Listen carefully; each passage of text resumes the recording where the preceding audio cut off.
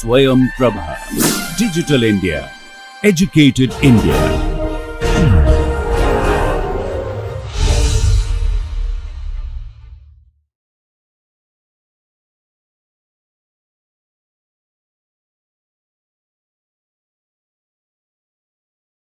இன்றைய பாடத்தில் dynamic programming அப்படிங்கிற டாப்பிக்கில் இன்னும் சில கணக்குகளை பார்க்க போகிறோம்.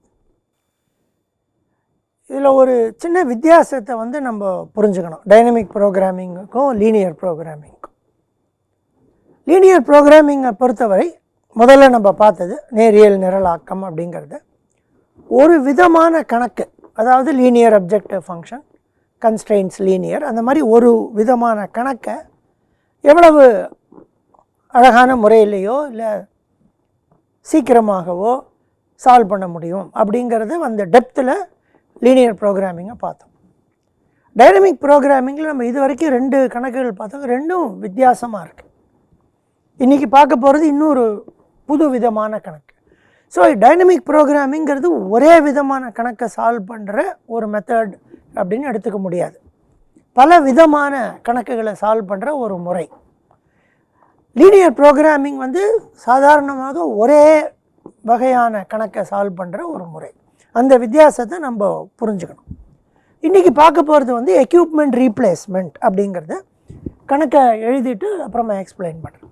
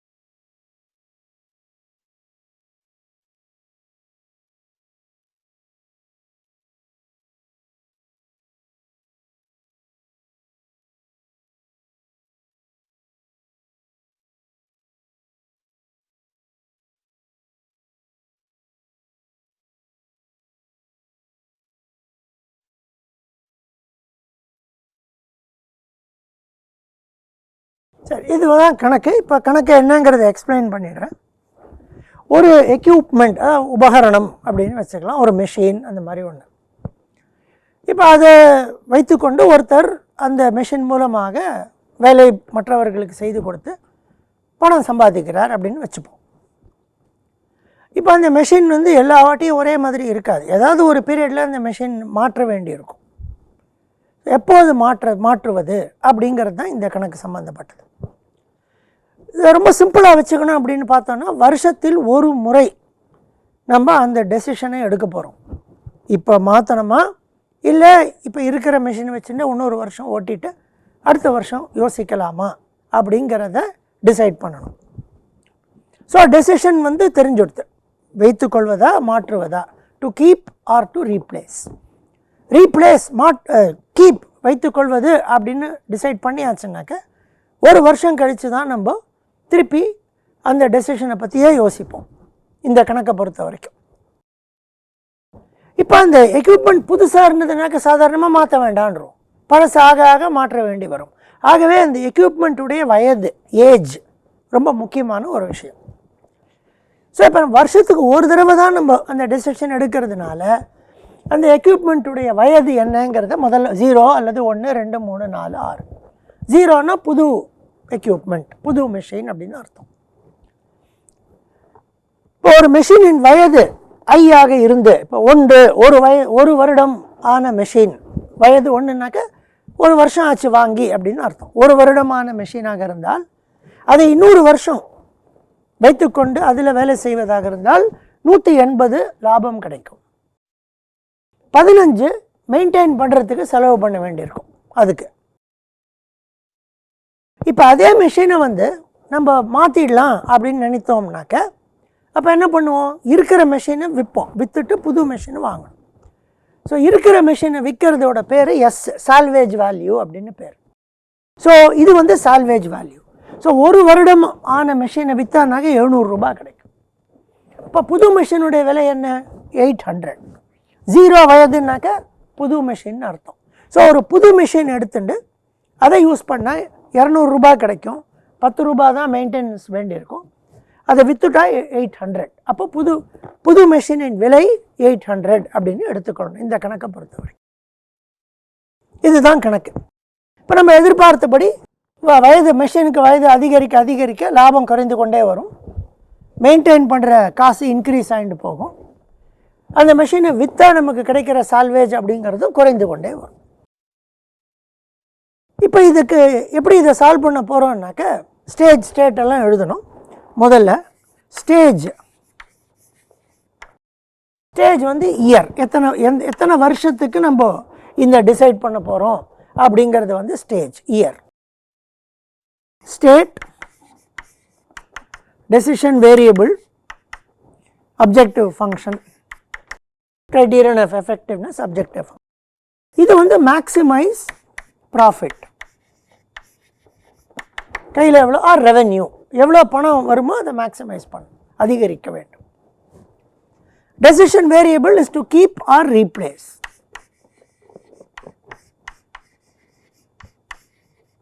கேன்னு போட்டால் கீப், ஆர்னு போட்டால் ரீப்ளேஸ், வைத்துக்கொள்வதா இல்லை மாற்றுவதா. இப்போ நான் சொன்ன மாதிரி கடைசியில் ஸ்டேட் எழுதுறது எப்போவுமே கொஞ்சம் சிறந்தது. ஏன்னா டெசிஷன் வேரியபிள் எழுதினதுக்கு அப்புறமா ஸ்டேட் எழுதும், இல்லாட்டி குழம்பிடுவோம். ஸோ இதில் ஸ்டேட்டுங்கிறது என்னன்னாக்கா நம்ம இது வரைக்கும் பார்க்காத ஒன்று என்ன? Age of the machine. Resource நம்ம கையில் இருக்குது, மெஷின் இருக்குன்னாக்கா சரி இந்த மெஷின் எவ்வளோ வருஷமாக வச்சுட்டு இருக்கோம், அந்த மெஷினின் வயது என்ன? ஸோ ஸ்டேட் வந்து age of the machine, present age of the machine அப்படிங்கிறது ஸ்டேட். இப்போ ரிகர்சிவ் ஈக்குவேஷனை முதல்ல எழுதிடலாம். So FN n years to go இருக்கும் பொழுது ஐ யூஸ்வலாக எஸ் தான் ஸ்டேட் வேரியபிள் யூஸ் பண்ணோம் முதல் 2 கணக்கில். இந்த கணக்கில் மட்டும் ஐன்னு யூஸ் பண்ணுறோம், எஸ்ன்னு கூட யூஸ் பண்ணிக்கலாம். So age of the machine I, keep, அதை வைத்துக்கொள்வது அப்படின்னாக்க என்ன பண்ணுவோம்? இப்போ ஏஜ் 2 வைத்துக்கொண்டால் என்ன பண்ணுவோம்? பி ஆஃப் ஐ, இது வரவு, minus M of I. M of ஐங்கிறது செலவு, மெயின்டைன் பண்ண வேண்டிய செலவு இங்கே இருக்குது. விற்க மாட்டோம், ஏன்னா வச்சுக்கிறோம், ஸோ விற்க மாட்டோம், இது வராது. P of I minus M of I. இதை வைத்து கொண்டால் என்ன ஆகும்? அடுத்த வருஷம் இதே நேரத்தில் நம்ம டிசைட் பண்ணணும். அப்போ மெஷினுடைய வயசு என்ன இருக்கும்? i+1 அப்படின்னு இருக்கும். Plus Fn-1 star of i+1. ஏன்னா ஐங்கிறது இப்போதைய வயசு, ஒரு வருஷம் கழித்து பார்த்தோம் என்றால் i+1 ஆகிவிடும். Fn-1 star of i+1.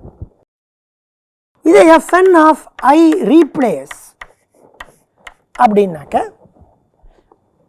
முதல்ல இருக்கிற மெஷினை விற்றுட்டு புது மெஷினை வாங்கிட்டு எல்லாம் பண்ணுவோம். ஸோ எஸ் ஆஃப் ஐ கையில் வரப்போகிற பணம் மைனஸ் சி இல்லது எஸ் ஆஃப் 0, இது 800 புதுடைய விலை. புது மெஷினை யூஸ் பண்ணால் P of 0 minus M of 0, அதோட மெயின்டெனன்ஸ் காஸ்ட். இப்போ புதுசு வாங்கியாச்சு, அடுத்த வருஷம் தான் யோசிக்கணும் அதை மாற்ற போகிறோமா இல்லையான்னு. புதுசோடைய வயது 0, அப்போ அடுத்த வருஷம் என்ன வயது இருக்கும்? 1. So plus Fn-1 star of 1 அப்படின்னு எழுது. இது ரொம்ப முக்கியம், ஏன்னா ரீப்ளேஸ் பண்ணியாச்சுனாக்கா புது மெஷினுடைய வயது 0, ஆகவே ஒரு வருஷம் கழித்து அதோடைய வயது 1. ஆனால் ரீப்ளேஸ் பண்ணாமல் வைத்து கொண்டால் கீப் அப்படின்னாக்க இப்போ ஐ அப்படிங்கிறது வயது இந்த வருஷம் இருந்தால் அடுத்த வருஷம் i+1. இதுதான் ரிகர்சிவ் ஈக்குவேஷன். ஸோ இந்த ரிகர்சிவ் ஈக்குவேஷனை வைத்துக்கொண்டு நம்ம ஒரு டேபிள் பண்ணலாம். அந்த டேபிளை இங்கே காட்டலாம்.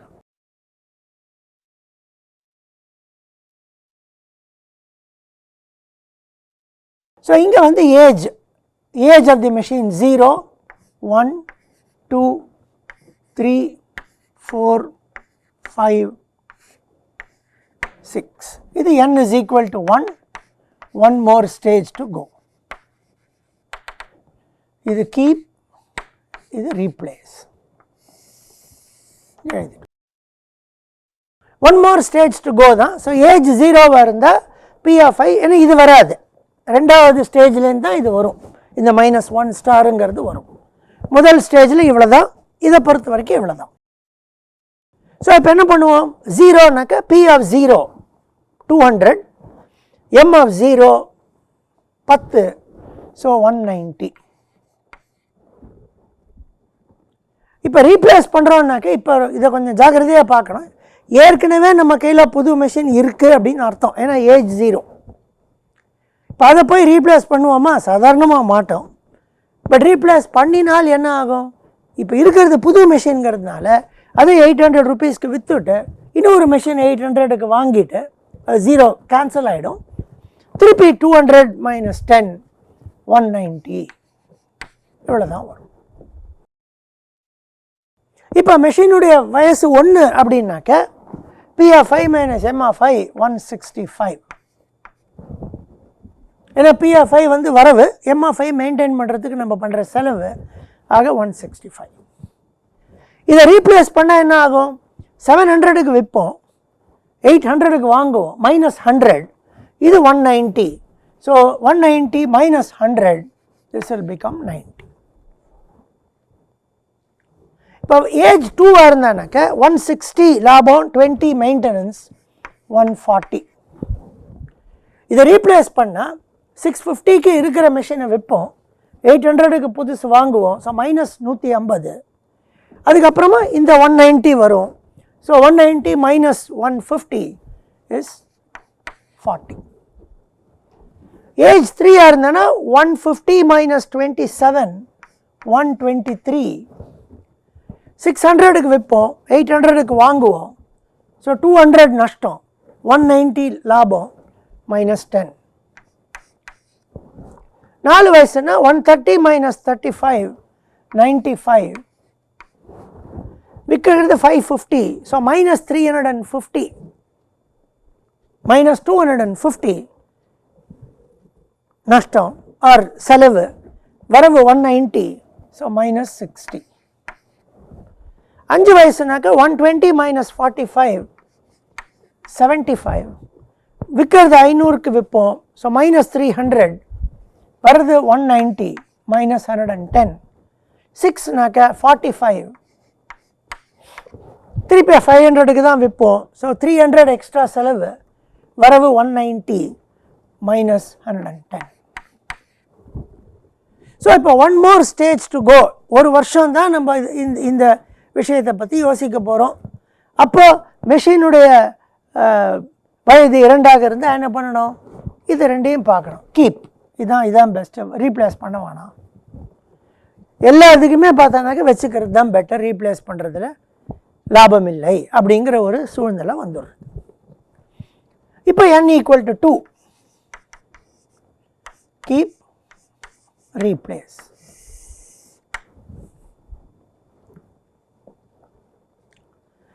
இப்போ மெஷினுடைய வயது 0ஆக இருந்து கீப் அப்படின்னாக்க 190 நமக்கு ஏற்கனவே தெரியும், இங்கே போட்டுட்டோம். ஸோ ஒரு 0 வயது உள்ள மெஷினை 190 லாபம் கீப் பண்ணியாச்சுன்னா plus Fn - 1 star of I + 1, ஒரு வயசு ஆகிடும். அதுக்கு ஒரு வயசுக்கு 165, 190 + 165, இது வந்து 190 + 165 = 355. இது அப்படியே வச்சுக்கலாம், 190 + 165 இங்கே வச்சுக்கலாம், அது எழுதலாம், இது தேவைப்படும். ஸோ இது வந்து 190 + 165 becomes 355. இப்போ மெஷினை ஏற்கனவே புது மெஷின் தான், அதை ரீப்ளேஸ் பண்ணானாக்க போனதில் பார்த்த மாதிரி அதே 190 தான் வரும். திருப்பி அதோட வயசு வந்து 1ஆ இருக்கும். 1ஆ இருக்கும்போது best decision is to keep 165, அதே 355 தான் கிடைக்கும். ஸோ ஃபஸ்ட் காலமில் அதே தான் வரும் எப்படி இருந்தாலும், செகண்ட்லேருந்து மாறும். இப்போ இதை எடுத்துக்கொண்டால் வயது 1, இஃப் வி கீப்னாக்க 165 கிடைக்கும். அடுத்த வருஷம் அதோட வயது 2 இருக்கும். ஸோ இந்த 165 அடுத்த வருஷம் 2 இருந்தால் திருப்பி keep 165 plus best decision 140. So 305. இப்போ ஒரு வயது உள்ள மெஷின் ரீப்ளேஸ் பண்ணோன்னா 90. ரீப்ளேஸ் பண்ணோன்னே அடுத்த வருஷம் அதனுடைய வயது 1 இருக்கும். ஸோ ப்ரீவியஸ் ஸ்டேஜில் போனால் பெஸ்ட் டெசிஷன் 165, 90 ப்ளஸ் 165 255. திருப்பியும் எக்ஸ்பிளைன் பண்ணுறேன். இதை மட்டும் வயது 1 அப்படின்னாக்க இந்த வருஷத்துக்கு கீப் அண்ட் ரீப்ளேஸ் உடைய அமௌண்ட் வந்து இங்கே தான் இருக்கும். ஸோ இப்போ இங்கே வந்து வயது 1, ஆனால் 2 வருஷத்துக்கு பார்க்க போகிறோம். ஸோ இங்கே ரீப்ளேஸ் பண்ணால் 90 கிடைக்கும். ஸோ ரீப்ளேஸ் பண்ணி 90 கையில் கிடைச்சாச்சுனாக்கா அந்த வருஷ கடைசியில் அதோடைய வயது 1. ஸோ ப்ரீவியஸ் டேபிளில் போய் 1க்கு என்ன பெஸ்ட் டெசிஷன் பார்க்கணும். வயது 1க்கு பெஸ்ட் டெசிஷன் 165. So 90 plus 165 255. அதே போல் இங்கே கீப்னா 140 வரும் plus 1 year. So best decision 123, 140 plus 123 263. இப்போ ரீப்ளேஸ் பண்ணால் 40. ரீப்ளேஸ் பண்ணதுக்கப்புறம் வயது 1ஆக மாறிவிடும். ஸோ 1க்கு இங்கே போய் பார்த்தானாக்க 165 ப்ளஸ் 40 205. திருப்பியும் எக்ஸ்பிளைன் பண்ணுறேன். ரீப்ளேஸ் பண்ணால் 40. ஸோ இங்கே 40. புது மெஷின் வாங்கிட்டோன்னு அர்த்தம். அதோடைய வயது 1 அடுத்த வருஷம். 1ல் போய் பார்த்தா 165, 90 பெஸ்ட் 165 ப்ளஸ் 40 205. இங்கே பார்த்தோன்னா 123 இங்கே வரும். வயது 1ஆக மாறும் அடுத்த வருஷம். ஸோ 218. ரீப்ளேஸ் பண்ணால் -10. ஆனால் அடுத்த வருஷம் அதோடைய வயது 1. So plus 165. ஸோ 155. கீப் 95. அடுத்த வருஷம் பெஸ்ட் டெசிஷன் 75, 170. ரீப்ளேஸ் -60. அடுத்த வருஷம் வயசு 1. So 105 -60 plus 165. கீப் 75. அடுத்த வருஷம் 45, 120. Replace -110 plus 165 is 55. இதை வந்து நம்ம செய்ய முடியாது. ஏன் செய்ய முடியாதுன்னா இங்கே கீப்னாக்க இதுக்கு அடுத்த வருஷத்தோட நம்பர் தெரியணும், நம்மக்கிட்ட இல்லை. ஆகவே இதோட முடிஞ்சு போயிடும். இது n = 2. இப்போ n = 3 எடுத்துக்கொண்டால் கீப் ரீப்ளேஸ்.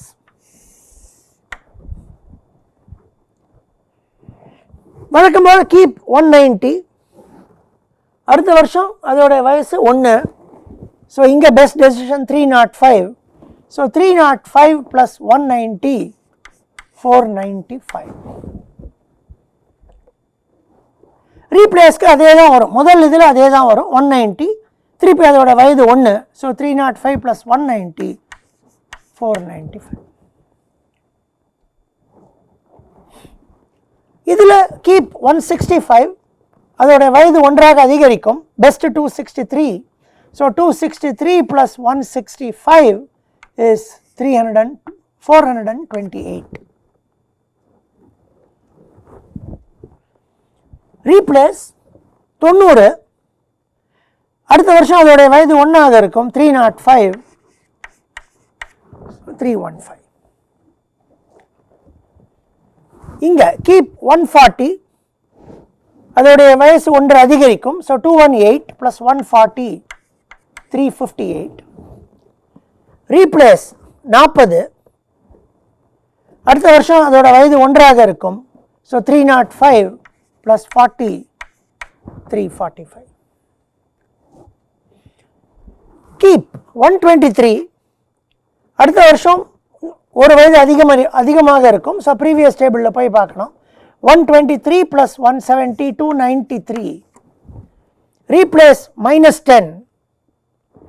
ஆனால் அதோட வயது 1. இங்கே பார்க்கணும். 305 -10 295. கீப் 95. ஒரு வருஷம் இங்கே ஜாஸ்தி ஆகும். 120 ப்ளஸ் 95 205. ரீப்ளேஸ் -60. வயது 1, ஸோ 305 minus 60 245. இது பண்ண மாட்டோம், ஏன்னா அடுத்ததோட இது தெரியணும், நமக்கு தெரியாதுங்கிறதுனால இது பண்ணுறது. இது n equal to 3. n equal to 4, keep, replace. இதே மாதிரி ரிப்பீட் பண்ணணும், கொஞ்சம் வேகமாக செய்கிறேன். 190 இங்கே வரும், அடுத்த வருஷம் ஒரு வயது அதிகம், 428 + 190 618, அதே தான் இங்கே வரும். இங்கே 165, இங்கே பெஸ்ட் டெசிஷன் 358, ஸோ 3, 7 + 5 12, 523 வரும். ரீப்ளேஸ் பண்ணால் 90, ஆனால் அதோட வயது 1, ஸோ 428 + 90 518. கீப் 140, அடுத்த வருஷத்தில் இதுதான் பெட்டர். 295 + 140 435. ரீப்ளேஸ் பண்ணால் 40, அதுக்கப்புறம் அதோடைய வயது 1, ஸோ 428 + 40 468. கீப் 123, இங்கே 245 பெட்டர், ஸோ 123 + 245 is 368. ரீப்ளேஸ் -10, அடுத்த வருஷம் அதோடைய வயது 1, ஸோ 428 - 10 418. அடுத்தது செய்ய மாட்டோம். n equal to 5, keep, replace. 190, அடுத்த வருஷத்து வயது 1, ஸோ 523 + 190 713. ரீப்ளேஸ் பண்ணாலும் அதே 713 தான் வரும். இங்கே கீப் 165, அடுத்த வருஷத்தோட பெஸ்ட் 468, ஸோ 468 + 165 633 வரும். ரீப்ளேஸ் பண்ணால் 90, 90க்கு அப்புறமா அதோடைய வயது 1, ஸோ 523 + 90 613. திருப்பி இதை பண்ணி பார்க்கலாம், டவுட்டு. கீப் 165 + 468, 8 + 5 13, 13 1 633. ரீப்ளேஸ் 90 + 523 630. திருப்பி கீப் 140, அடுத்த வருஷத்து 418 + 140 558. ரீப்ளேஸ் பண்ணால் 40, 523 + 40 563. அடுத்தது செய்ய மாட்டோம். n is equal to 6, keep, replace. 190, இது 633, ஸோ 823, இதுவும் 823. கீப் 165, அடுத்ததில் பெஸ்ட் இங்கே 563 வருது, ஸோ 5 + 3 8 2 728. ரீப்ளேஸ் பண்ணால் 90, அடுத்த வருஷம் அதோடைய விலை 1, 633 + 90 723. அடுத்தது செய்ய மாட்டோம். Last n equal to 7, keep, replace. 190, இது 728, ஸோ 918, இதுவும் 918 முடிந்துவிடும். ஸோ இப்போ எல்லா டேபிளும் போட்டாச்சு. இப்போ நம்ம கையில் ஒரு எக்யூப்மெண்ட்டோட வயது என்ன, எத்தனை வருஷத்துக்கு பிளான் பண்ணுறோம் அப்படிங்கிற ரெண்டையும் டிசைட் பண்ணியாச்சுன்னா நம்ம இதை அழகாக செய்ய முடியும். இப்போ எக்யூப்மெண்ட்டோட வயசு 3, 4 வருஷத்துக்கு பிளான் பண்ணுறோம் அப்படின்னா இந்த இடத்துல இருக்கும். ஸோ இப்போ பெஸ்ட் டெசிஷன் ரீப்ளேஸ். ரீப்ளேஸ் பண்ணியாச்சுன்னா ப்ரீவியஸ் டேபிளில் போய் அதோடைய வயது 1, கீப். திருப்பி ப்ரீவியஸ் டேபிளில் போய் அதோடைய வயது 1, கீப். திருப்பி ப்ரீவியஸ் டேபிளில் போய் அதோடைய வயது 1, கீப். ஸோ இந்த கலரில், ரோஸ் கலரில் நான் 4 டெசிஷன் காமிச்சிருக்கேன். எக்யூப்மெண்ட்டோடைய வயசு 3, 4 வருஷத்துக்கு பிளான் பண்ணுறோம். இப்போ இருக்கிற எக்யூப்மெண்ட்டோட வயசு 3னாக்க இது டெசிஷன். இப்போ இருக்கிற எக்யூப்மெண்ட்டுடைய வயசு ஒன்று தான், ஆனால் 5 வருஷத்துக்கு பிளான் பண்ணுறோம் அப்படின்னு நம்ம எடுத்துக்கொண்டால் இங்கே இருக்கும். ஸோ முதல்ல கீப், அப்புறம் இங்கே வருவோம், இங்கே ரீப்ளேஸ், திருப்பி இங்கேயே வருவோம், கீப், திருப்பி இங்கேயே வருவோம், கீப், திருப்பி இங்கேயே வருவோம், கீப். ஸோ எந்த இடத்துல நம்ம இருக்கோங்கிறதுக்கு தகுந்தாற் போல் நம்ம வந்து இந்த டேபிளை வைத்துக்கொண்டு நம்ம டிசைட் பண்ண முடியும். இதுதான் டைனமிக் ப்ரோக்ராமிங் வச்சுட்டு எக்யூப்மெண்ட் ரீப்ளேஸ்மெண்ட் ப்ராப்ளம் பண்ணுற ஒரு உதாரணம். இந்த ப்ராப்ளமில் நிறைய அசம்ஷன்ஸ் இருக்குது, சின்ன சின்ன அசம்ஷன்ஸ் நிறையா இருக்குது. வருஷத்துக்கு ஒரு தடவை தான் பண்ணுறோம் அப்படிங்கிற அசம்ஷன் ஒன்று இருக்குது. புது இதோடைய விலை தனியாக கொடுக்கப்படவில்லை. இப்போ புதுசாக நம்ம கையில் வச்சுட்டு விற்றாலே 800க்கு விற்க முடியும் அப்படிங்கிற இதில் போய் அந்த சின்ன சின்ன அசம்ஷன்ஸ். ஆனால் இந்த 3 எக்ஸாம்பிள் நம்ம பார்த்ததில் 3மே வந்து it's called discrete variables. Decisions are discrete. Discrete கண்டினியூஸ்க்கு என்ன வித்தியாசம்னாக்கா, டிஸ்க்ரீட் இந்த முதல் டெசிஷன் என்ன, எங்கே போனோங்கிற டெசிஷன். அடுத்த கணக்கில் எவ்வளவு நாட்கள், 1.5 நாள் 2 நாள்னு வரல, முழு இன்டிஜர் வேல்யூ டிஸ்க்ரீட் வேல்யூ. அந்த அரசியல் தலைவர் 2 நாள் கொடுக்கலாம், இல்லை 3 நாள், 4 நாள் கொடுக்கலாம். இதில் அதே மாதிரி வைத்துக்கொள்வதா மாற்றுவதா, நடுவில் ஒரு இது கிடையாது. இனிமேல் நம்ம பார்க்க போகிற கணக்கு சில கணக்குகளில் கண்டினியூஸ் வேரியபிள் எடுத்துக்கொண்டு அதை எப்படி சால்வ் பண்ணுறதுங்கிறத அடுத்தது பார்க்க போகிறோம்.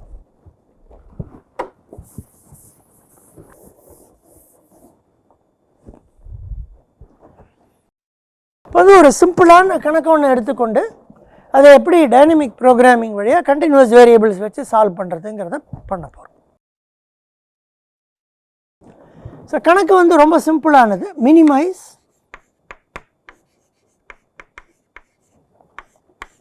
x1 plus x2 plus x3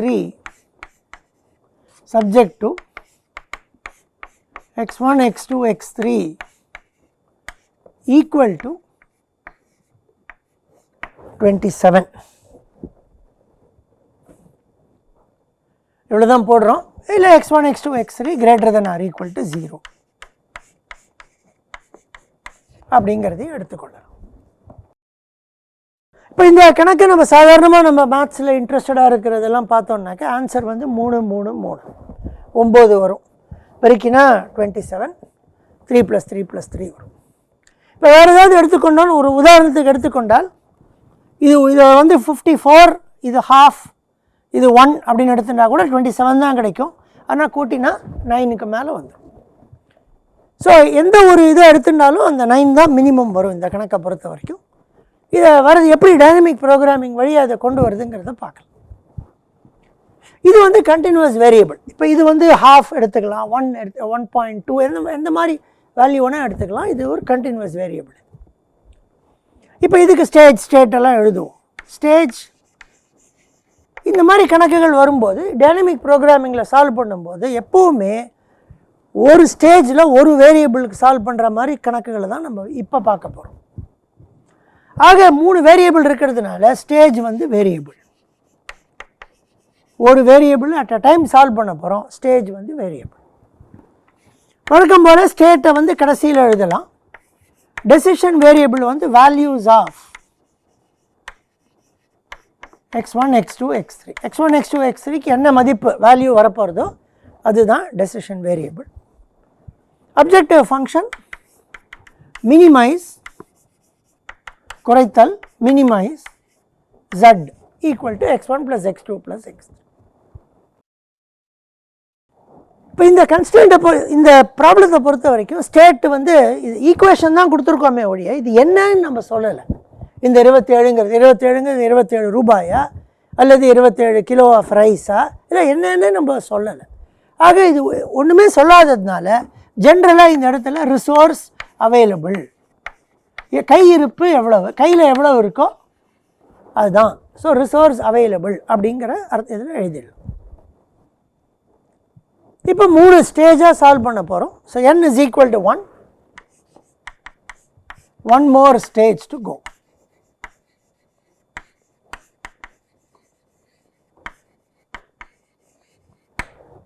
F1 கையில் S1 இப்போ ஒன் மோர் ஸ்டேஜ் டு கோன்னு சொன்னால் நம்ம இப்படி இருக்கோம் கணக்கில், இங்கே இருக்கோம், இப்படி இருக்குது. ஸோ நம்ம சால்வ் பண்ண போகிற வேரியபிள் வந்து x3. ஏன்னா பேக்வேர்ட் ரிகர்ஷனில் சால்வ் பண்ணுறதுனால one more stage to go, S1 state variable, ஆனால் டெசிஷன் வேரியபிள் x3 ஆக மாறிவிடும். x1 பண்ண மாட்டோம். ஃபார்வர்ட் ரிகர்ஷன் பண்ணால் x1, பேக்வேர்ட் ரிகர்ஷன் பண்ணுறதுனால x3. ஸோ அப்ஜெக்டிவ் ஃபங்க்ஷனில் என்ன இருக்குது? This is equal to x3. அவ்வளோதான்.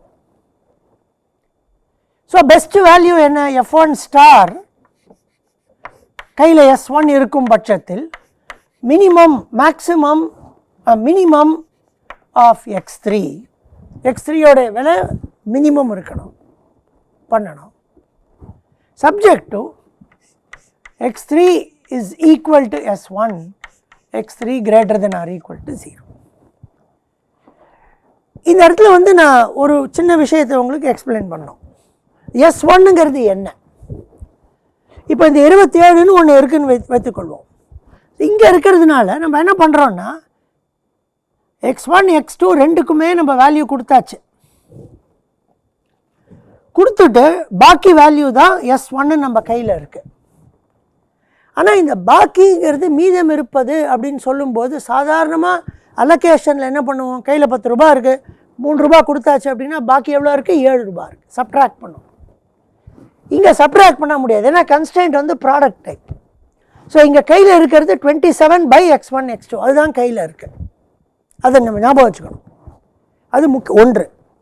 இரண்டாவது, இந்த x3ங்கிற வேரியபிளுக்கு நம்ம வேல்யூ கொடுக்கணும். கையிருப்பு S1 இருக்குது, மினிமைஸ் பண்ணுறோம். அப்போ நீங்கள் கேட்கலாம் 0 கொடுக்கலாமே, எதுக்கு S1 கொடுக்கணும்? இப்போ S1 ஒரு உதாரணத்துக்கு 5ன்னு வச்சுப்போம் கையில்.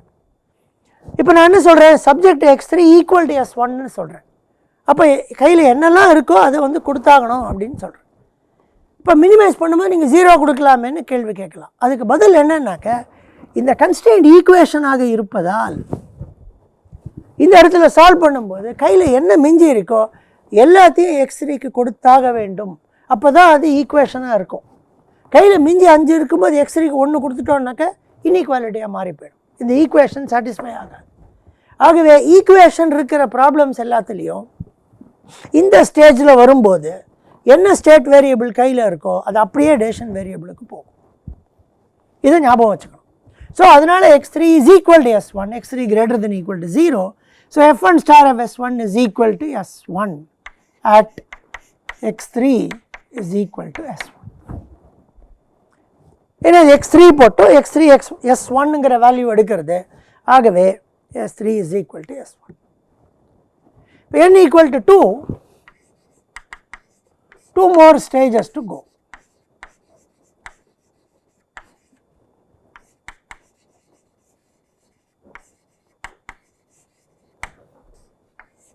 So f2 of S2 x2.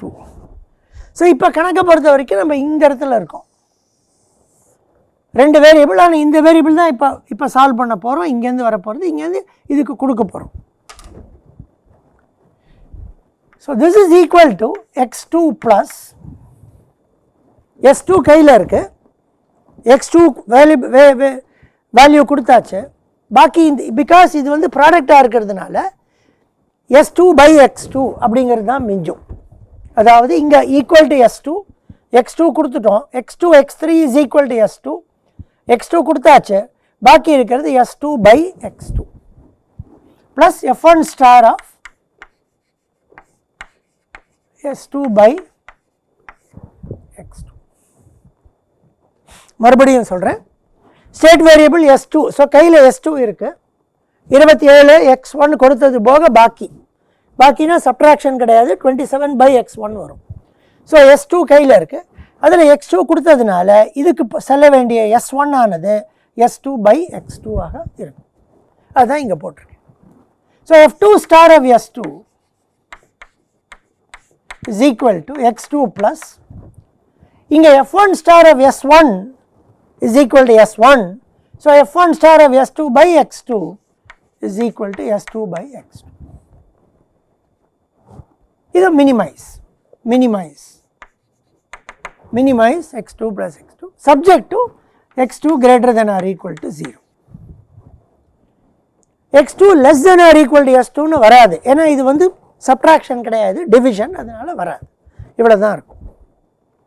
இப்போ இதை கால்குலஸ் படி டிஃபரன்ஷியேட் பண்ணி x2க்கு differentiating with respect to x2, differentiating with respect to x2, we get 1 minus s2 by x2 square is equal to 0. So, x2 is equal to root of s2. Second derivative பண்ணோம்னா பாசிட்டிவாக வரும், second derivative is positive, இது வந்து positive square ரூட்னு எடுத்துக்கணும், second derivative is positive, therefore it is minimum. ஏன்னா இதை திருப்பி differentiate பண்ணால் ப்ளஸ் வந்துடும், இந்த இடத்துல பை x2 கியூப்டு வரும், 2 வரும். ஸோ உங்களுக்கு வந்து இது பாசிட்டிவ் டேர்மாக வரும், இது ஏற்கனவே பாசிட்டிவாக இருக்கிறதுனால செகண்ட் டெரிவேட்டிவ் பாசிட்டிவாக இருக்கும், ஆகவே அது மினிமம். கால்குலஸில் படிச்சிருக்கோம் இல்லையா, ஃபர்ஸ்ட் டெரிவேட்டிவ் ஈக்குவல் டு 0 போட்டு செகண்ட் டெரிவேட்டிவ் சப்ஸ்டியூட் பண்ணி பண்ணணும். ஸோ இதை செகண்ட் டெரிவேட்டிவ் எடுத்தானாக்கா 1 + 2s2 by x2 கியூப்டுன்னு வரும். இது x2 இது positive value, root of s2 positive value கொடுத்தோம்னாக்கா இந்த ஹோல் எக்ஸ்பிரஷன் வந்து பாசிட்டிவாக இருக்கும், ஆகவே அது minimum. Now f2 star of s2 is equal to x2 plus s2 by x2, இது வந்து root of s2 plus s2 by root of s2 2 root of s2. இப்போ n equal to 3 more stages to go.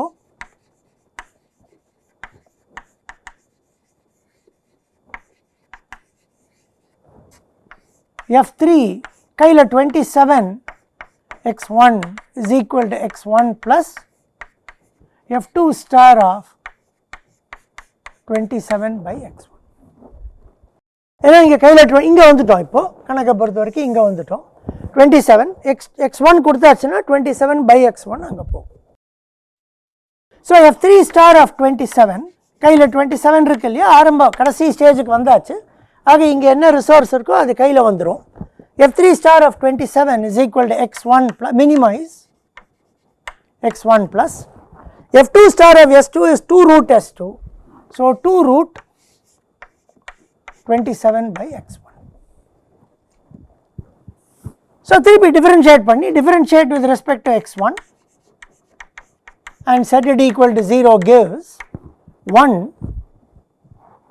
plus 2 root 27.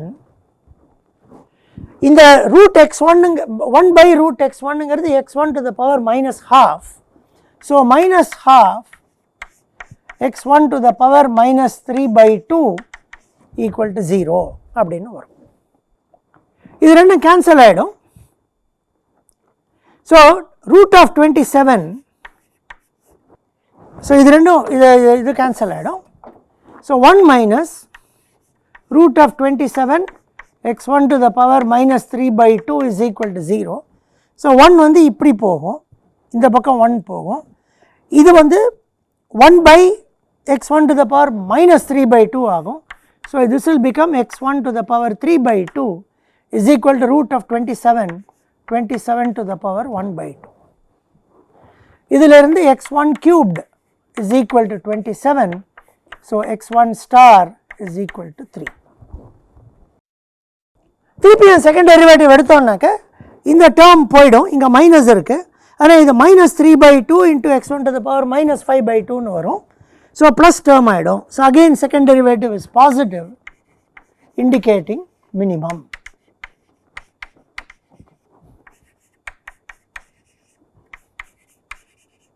indicating minimum. So x1 star is equal to 3, x1 star 3 வந்த உடனே இங்கே இருக்கு இல்லையா s2, இங்கே s2 ங்கிறது 27 by x1, so s2 is equal to 9. இங்கே x2 star is equal to root over s2, so x2 star is equal to 3.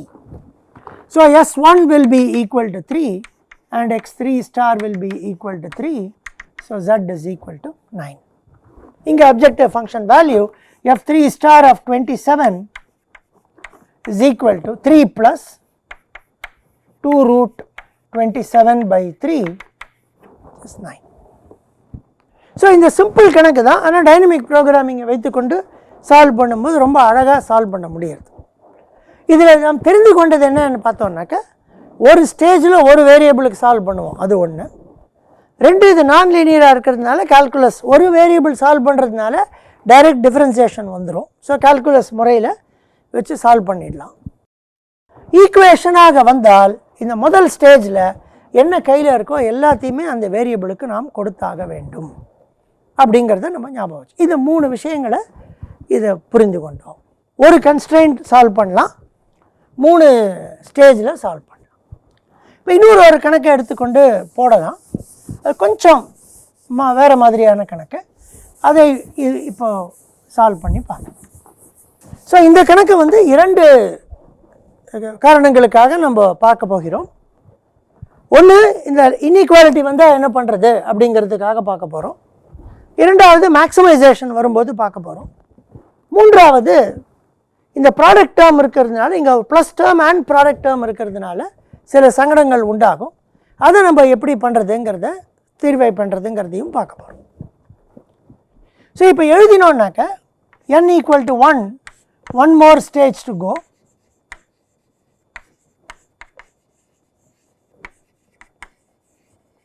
So இதுக்கு வந்து ஸ்டேட்லாம் எழுதும்போது 2 வேரியபிள் தான் இருக்குது. So stage variable, resource available, value of x1 x2 தான் வரும். Maximise அதிகப்படுத்துதல், maximise z உடைய மதிப்பை அதிகப்படுத்த வேண்டும்.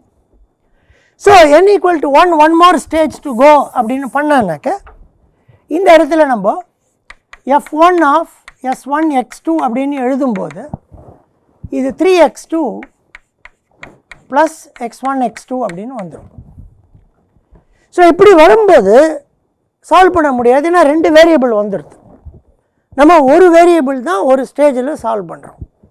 ஆக இப்படியே இருக்கும் பட்சத்தில் இதை சால்வ் பண்ண முடியாது. ஆக இதை கொஞ்சம் ஃபேக்டரைஸ் பண்ணி மாற்றணும். அதை எப்படி பண்ணுறதுங்கிறத இங்கே காமிக்கிறேன்.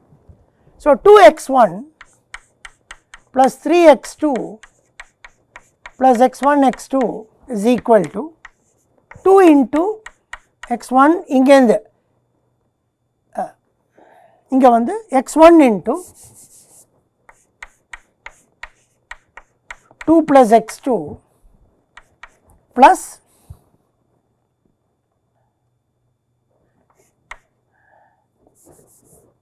three into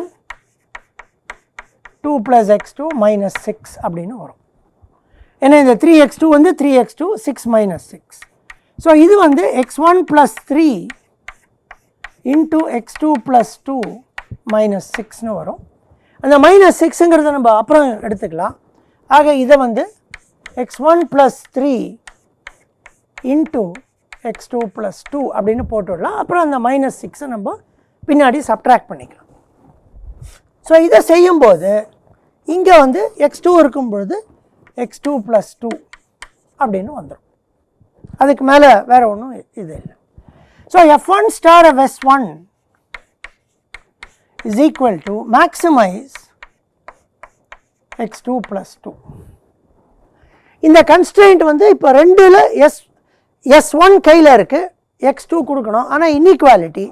ஆகவே எல்லாத்தையும் கொடுக்கணும் அப்படிங்கிற அவசியம் கிடையாது நமக்கு. ஆகவே இந்த இடத்துல வந்து x2 less than or equal to s1 அப்படின்னு வரும். போன கணக்கில் அப்படி வரல, ஈக்குவேஷனுங்கிறதுனால எல்லாத்தையும் கொடுக்கணும் அப்படிங்கிற ஒரு சூழ்நிலை உண்டாச்சு. இப்போ இன்இக்வாலிட்டிங்கிறதுனால இது போட்டோம். ஆனால் கையில் s1 இருக்குது, அதில் எவ்வளோ கொடுக்கணும், x2 plus 2ன்னு போட்டால் எல்லாத்தையும் கொடுத்தா தான் அதிகரிக்கும்.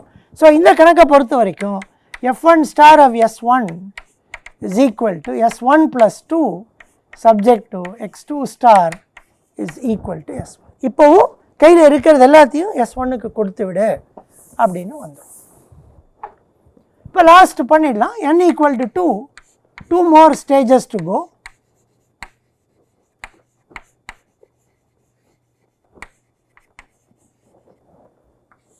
f2 of 2, x1, இப்போ மொத்தம் 2 கையில் இருக்குது, x1 கொடுக்கணும், is equal to x1 plus 3 multiplied by f1 star of 2 minus x1. ஏன்னா 2 கையில் இருக்குது, x1 கொடுத்துட்றோம். ஸோ 2 minus x1ங்கிறது ஸ்டேட் வேரியபிளாக போகும். ஸோ இன்டூ, ஏன்னா அப்ஜெக்டிவ் ஃபங்க்ஷன் மல்டிப்ளை ஆகிறதுனால into f1 star of 2 minus 1. So f2 star of 2 will be x1 plus 3 multiplied by f1 star of s1 is equal to s1 plus 2. So f1 star of 2 minus x1 is equal to 2 minus x1, 2 minus x1, 2 minus x1 plus 2. S1, f1 star of s1 is equal to s1 plus 2.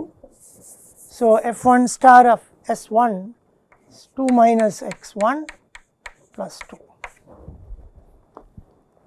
So இது வந்து x1 plus 3 into 4 minus x1. So this will become minus x1 square plus x1, and இங்க 4x1 minus 3x1 plus 12. So df by dx1 equal to 0 gives minus 2x1 plus 1 equal to 0, x1 is equal to half.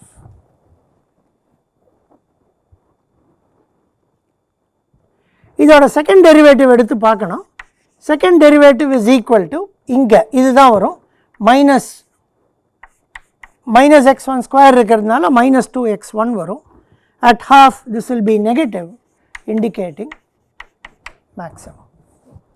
So x1 is equal to half. So f1 star of 2 will be x1 plus 3, 3 plus half 7 by 2, 4 minus x1 into 7 by 2, which is 49 by 4. So x1 வந்து halfனால s2 2 minus x1 3 by 2, therefore x2 star is equal to s2 is equal to s1 is also equal to 3 by 2. So solution வந்து 1 by 2, 3 by 2, z equal to 49 by 4 கிடைக்கும். ஆனால் அந்த minus 6 ஒன்று இருக்குது, so அதை subtract பண்ணால் z is equal to 25 by 4 அப்படின்னு வரும். இந்த கணக்கில் சப்ஸ்டியூட் பண்ணானாக்க வந்து. ஸோ ஆக இந்த கணக்கில் நம்ம தெரிந்து கொண்டது சின்ன சின்ன விஷயங்கள். மேக்ஸிமைசேஷன் ப்ராப்ளத்துக்கு பண்ணினோம், செகண்ட் டெரிவேட்டிவ் பாசிட்டிவ்னு காமிக்கணும். ரெண்டாவது less than equal to inequality பிரச்சனை, இன்இக்வாலிட்டி இருக்கிறதுனால இங்கேயும் ஆப்டிமைஸ் பண்ணுறோம். இங்கே வந்து நம்ம செகண்ட் டெரிவேட்டிவ் காட்ட வேண்டிய அவசியம் கிடையாது, ஏன்னா எக்ஸ்பிரஷன் லீனியர் எக்ஸ்பிரஷன் இது, அப்படியே இருக்கிறதெல்லாம் போட்டோன்னா மேக்ஸிமைஸ் ஆகிடும், அதனால் இங்கே காட்ட வேண்டாம், அங்கே தான் காமிக்கணும். முக்கியமாக நம்ம இந்த மாதிரி product term and sum term வந்ததுன்னா ஃபேக்டரைஸ் பண்ண முடிந்தால் ஃபேக்டரைஸ் பண்ணி அதை சால்வ் பண்ணணும். அதர்வைஸ் டைனமிக் ப்ரோக்ராமிங் அப்ளை பண்ணுறது கஷ்டம். ஆக இந்த உதாரணத்தோடு இன்றைய பாடத்தை முடித்துக்கொள்வோம். அடுத்த பாடத்தில் இன்னும் 2 உதாரணங்களை பார்த்து கொண்டு இந்த டாப்பிக்கை நம்ம ஒரு முடிவுக்கு கொண்டு வருவோம். அடுத்த பாடத்தில் சந்திக்கலாம். நன்றி.